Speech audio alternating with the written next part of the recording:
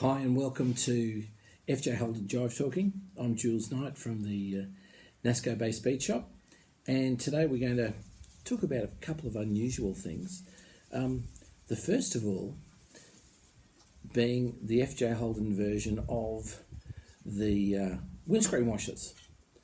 Now, this is the type of kit that was actually screwed to your firewall.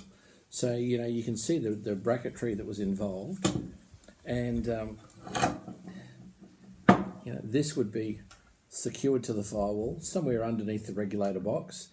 I remember from the instructions that I did on mine in the 90s when I did the installation, and it was a matter of screwing that in, and, you've got this bottle or this other one. Now, this one has an electric pump configuration, and they're both, this one's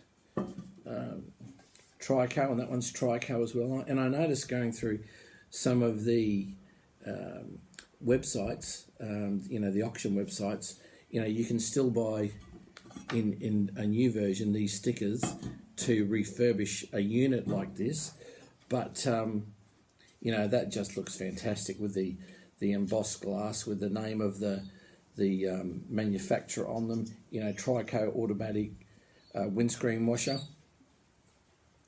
and so that'd have its own little pump configuration there. In this case, these people were testing it so they would have it, clipped up to positive and negative, and be able to run it off the little pump here. Whereas with an FJ Holden, I remember on my one there was no power outlet to it. If you wanted to use it, it was a matter of using the vacuum configuration. Now, there's two things that I've seen. There's this type of little switching configuration where, you were squeezing the button and, out the other end of the nozzle squirted water onto the windscreens. That was fine. But what I've also seen, and which is probably more prevalent to the day, was a little pump like this. Now, this would have been screwed to the floor. Now you can see the bracketry that's there, and plus the vacuum inducing pump that's here. So it would be a matter of pushing that with your foot on the floor. I myself, it'd make me cry to cut a hole in a proper floor mat for an FJ Holden. So I'd probably have it mounted on a piece of angle or something just under the dash, but all nicely painted up and so on, and just be able to, push it with your hand or whatever was the case. But I remember having difficulty with the water lines that would run from the bottle,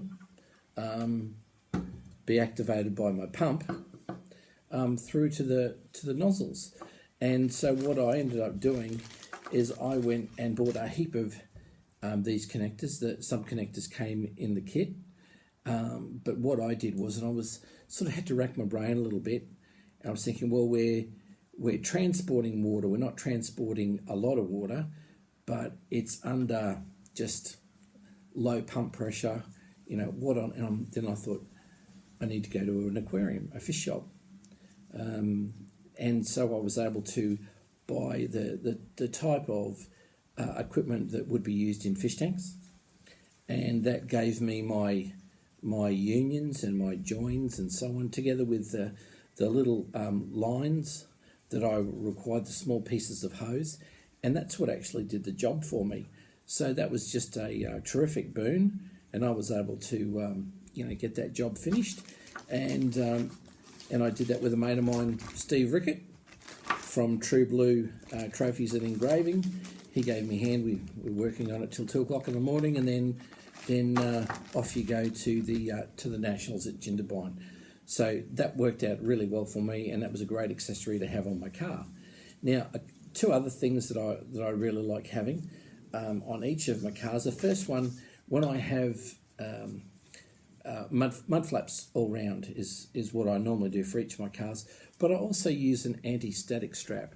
Now, this one had a different type of configuration here, and I've just sort of hammered it straight so I can join it to the back of the car, and it just sort of comes with two holes here that you can attach with, but it's just a static strap that goes off the back of the car as far as static electricity is concerned, to be able to complete that circuit, and just looks a little bit flash. Looks nice. I like having it on the car. I normally, because you've got the muffler on one side, on the passenger side, I stick it out on the right-hand side. But that's just how I like my cars to look as far as that accessory is concerned. But the one that's always difficult to get is the General Motors Air Chief radio. Now, I had one for my car, and I had it refurbished. I had valves changed and valves renewed and so on. And I have to say, it was always breaking down because it was old. Now, there's people I've noticed now who can take your radio and they can refurbish it, make it FM, or there's some folks out there who can get a radio that's used in other makes. Like I've got one in my Mustang, for instance, and it's AM, FM, Bluetooth. Comes with a microphone and everything like that. Well, I've seen there's one going on one of the auction sites at the moment where the fellow's trying to sell the AM, FM, or it might just be FM by itself. But a radio is always a good thing to have in an FJ. Now, the Holden script badge that was in the middle, that's easy, comes off with two screw bolts that are on there, and they've got two little cups, and they come off, and then the radio can be set in the dash there. Now, it can either go there, or pretty much a three-sided box could be screwed up underneath the dash, and a radio slid into that, and then all it needed was power, aerial, and speaker wire, and you had a radio. So one of the things that I liked and I found really good with my car was to go transistor. And in my case, I went Hitachi. Hitachi had a really nice 6-volt, 12-volt radio. But if you didn't know to look for it, you would have just walked past it at a swap meet. You would have just thought, oh, that's a nice little picnic radio. And it was a picnic radio because it had a little handle that used to pop up out of the harness and used to pull it out. So there's a lot of radios out there that you just got to stop and have a look to see if it is convertible from 6 to 12 or 12 to 6 volt. And I came across a really nice Philips radio that I'm actually going to use that is all transistor. And this is what it looks like. That's the one for me. So I just need to determine whether I'm going to use it underneath the dash or whether I'm going to be using it in the dash. Mine already has a slightly bigger cut in the dash itself, so I'll work that out. But more importantly, like I was talking about, I'll just sort of get a little bit closer and I'll show you.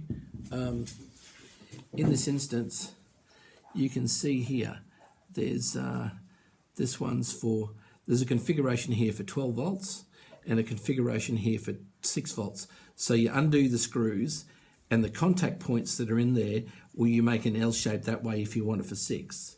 If you want it for 12 volts, the contact points have all got to run so on. And you can also change it for positive and negative earth as well. So that's up there as well. But I'm sort of really looking forward to using this. It actually should look quite good in the car. It's in very good condition. But more importantly, with transistor radio, it's actually going to go as soon as you turn it on. With the old valve system, it was a case of you'd turn it on, things would be warming up, you'd get the hum, and you never knew whether it was going to go or not. But it was a case of all of a sudden it would just turn itself on. But with transistor radio, much better. But anyway, let's just a few more things from Jive talking here for FJ Holden's at the Nasco Bay Speed Shop. So I hope you have a nice afternoon and an evening, and I'll look forward to seeing you another time. Thank you.